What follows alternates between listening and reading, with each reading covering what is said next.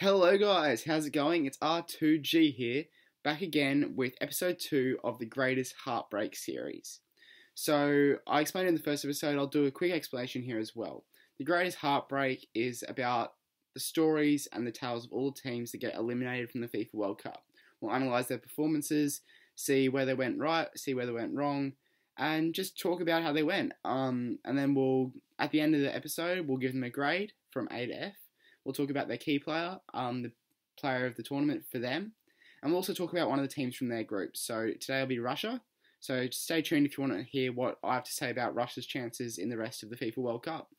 So this episode's being filmed on the 1st of July. So last night was the Portugal-Uruguay game, in which I tipped Uruguay to win. I was correct. Bit of a boring game. I wasn't too excited with it. And then the other one was obviously the massive game, France-Argentina. I tipped France to win that game, and it was a lot closer than I thought it was going to be. France were absolutely excellent. Kylian Mbappe was just incredible. But this episode's about Saudi Arabia, so we'll get on to talking about them. So I'm going to put up the table like I did in the last episode, and I'll talk to you then. Okay, so as you can see here, Saudi Arabia were drawn into a group with Egypt, Russia, and Uruguay. They ended up finished third in the group, despite being knocked out before Egypt earlier in the tournament. So this group is probably the easiest in the tournament, especially after the games were played. You can really tell that Egypt are not a strong side at all, with or without Mo Salah. Russia are okay, but I think they were made to look a lot better than they were by Saudi Arabia and Egypt, and I will discuss that more later in their little segment at the end. Uruguay are a quality side, as evidenced by them defeating Portugal. They've got an excellent defence, which made it really hard to break down. That showed for Saudi Arabia in the second game. But overall, I think this was an easy group that potentially the Saudis could have got out of in another situation. So Saudi Arabia's first group game was against Russia, and I really don't have too much to say about this game from Saudi Arabia's perspective. It was just horrendous. Horrible on every level. I don't think they had a shot in the game. They got absolutely dominated. They didn't create any chances. Their defence was shocking. It was just horrible. There's really not that much to say. I think they just have to write off this game. It was the first game of the tournament. A lot of pressure, but yeah, just horrible. So Saudi Arabia's second group game came against Uruguay, and this really was a welcome change for them. They played really well in this game, especially coming off that horrendous game against Russia.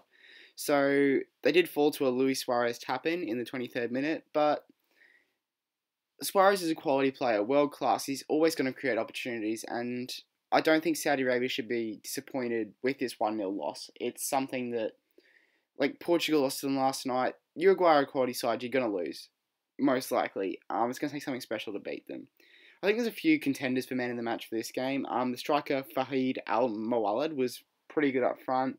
Created a few chances, didn't put in the back of the net though. Abdullah Otaif in midfield really held the games together for the Saudis in that game, I feel like. He did a really good job. But for me, the man of the match was Osama Hawasawi in defence. He really did keep Suarez and Cavani out. His distribution was excellent, and I feel like he was the man of the match for this game for Saudi Arabia. So in the third group game, they played against Egypt, and if the Uruguay game was a step up from the Russia one, this was a step up again. Saudi Arabia completely dominated this game. Watching it, it was incredible how much they were all over Egypt. Chances after chance after chance. And for this game, I think you really have to you can't really look past Salman Al-Faraj for player of the match. He was excellent. He held the game together. He was quite consistent throughout the whole group stage, but I think in this game he really shone. The penalty was converted expertly past a really good Egypt keeper. Even though he's 45, his penalty saving was excellent, especially for the first one. I think Saudi Arabia's finishing wasn't great in the tournament. I think similarly to Morocco in the first episode, it was something to let them down. Potentially in the Uruguay game, but in this game they really did well. They beat Egypt. They shocked the world by doing it. A lot of people thought Egypt were going to do amazingly. Obviously they didn't. But I think Saudi Arabia did redeem themselves in this game. Okay, so that's Saudi Arabia's tournament for the 2018 World Cup.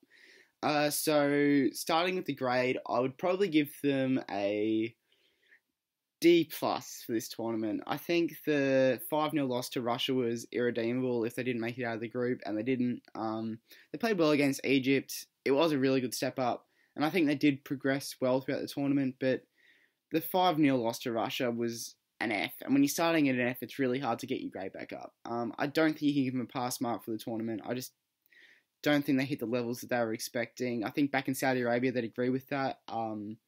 There was a lot of talk throughout the tournament about how they were really disappointed with the performance, considering they sent players to La Liga and everything. They really wanted to do well, and the change in coach before the tournament might have affected that. They had Bert van Marwijk, the Australian coach, but again, I don't think that was the best tournament. I think they could have done better. I think they really could have made it out of the group. So, player of the tournament for them, I alluded to it earlier, Salman Al-Faraj. I think he was a bit underrated by everyone. From what I was watching, he really held the game together. He stood out even in the Russia game. I think he was their best player.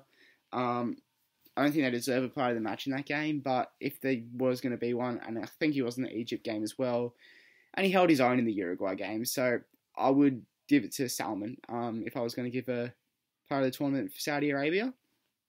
And now to discuss Russia. So, as I'm recording this, they're going to play Spain tonight at midnight. I think it's going to be the end of their tournament. Alexander Golovin has been absolutely excellent. And he didn't play against Uruguay, which leads me to believe that they might have a chance against Spain. I think the kid is incredible, and I think he will get that move to either Juventus or someone else in the transfer window. But yeah, he's a really excellent player, but I'm not sure I'll be able to take him past Spain, who are a world-class side.